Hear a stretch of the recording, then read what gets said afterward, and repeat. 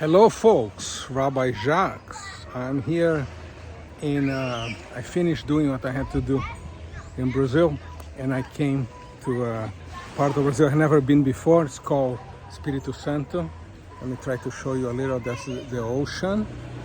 And try to walk a little this way. And as you can see, I'm here. Oh, let's see if I can see here. It's really pretty. It's called Espírito Santo. The beach behind me, it's called Mauipe, and it is apparently there's something here, something in the sand that makes it slightly radioactive, and it's supposed to be good for your health. I don't know. The famous town nearby is called Guarapari. Nobody ever heard of it. But bottom line is, here am I suffering for you. You know, it's the weather. I'm sitting in the shade because it's too sunny for me. But otherwise, it's in the 80s. I know you guys are snowed in and, having to deal with the weather there. But no, I'm here suffering for you. Because at the end of the day, what do I do if not to make sacrifices for you? And apropos that, this week's Torah portion is Vaikrah, that begins the book of Leviticus, which tells us about, it's the third of the 5 books in the Torah. Let me try to get this to work. It's the third of the 5 books in the Torah, and it's a minute. Good, now. And it's basically Moses instructs the people about specifics about the laws of the temple, the holy temple, the duties of the priests, and the offering of sacrifices. That's the sacrifices part, you see. And specifically, this Parashat Vaikrah, Moses instructs the people about the 5 main types of sacrifices.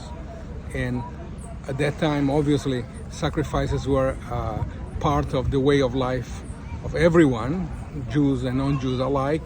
In our world, where obviously we don't perform this kind of sacrifices anymore, it becomes a little harder to attempt to draw meaning from it, to try to make it relevant in our lives. But there's something quite interesting about the sacrifice. The sacrifice was giving up something of value, in those days an animal or food, oil, to be offered to God. And in as much as you could not rise and be close to God, you could send your offering that would be burnt, so the smoke would reach out to God.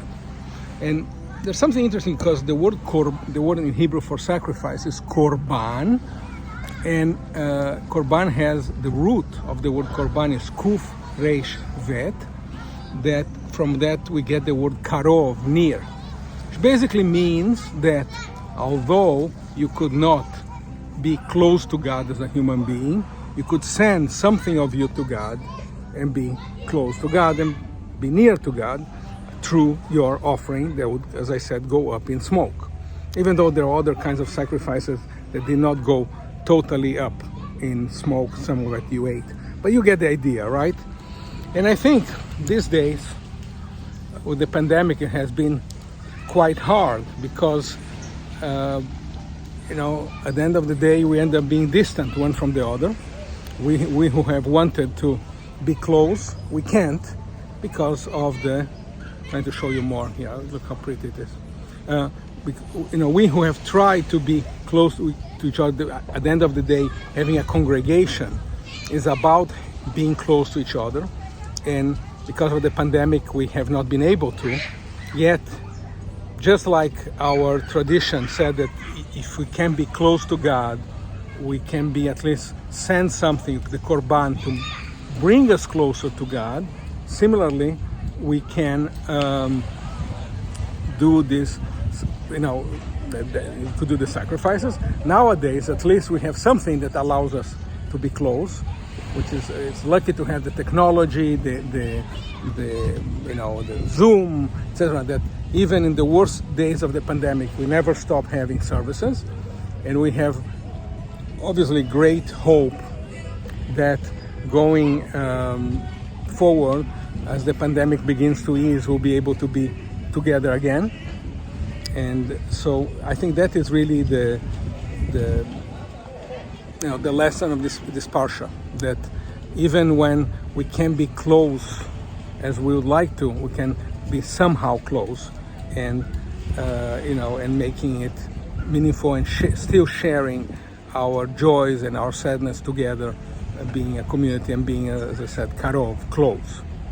That's it. I'm going to continue suffering here in Mauipi, Espírito Santo. Look at that.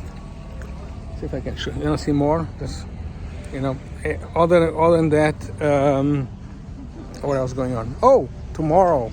No, on the 19th, when I'll be back on the 17th, on the 19th, we'll be in 300 meters, keep right onto Rua 5. It's lost here.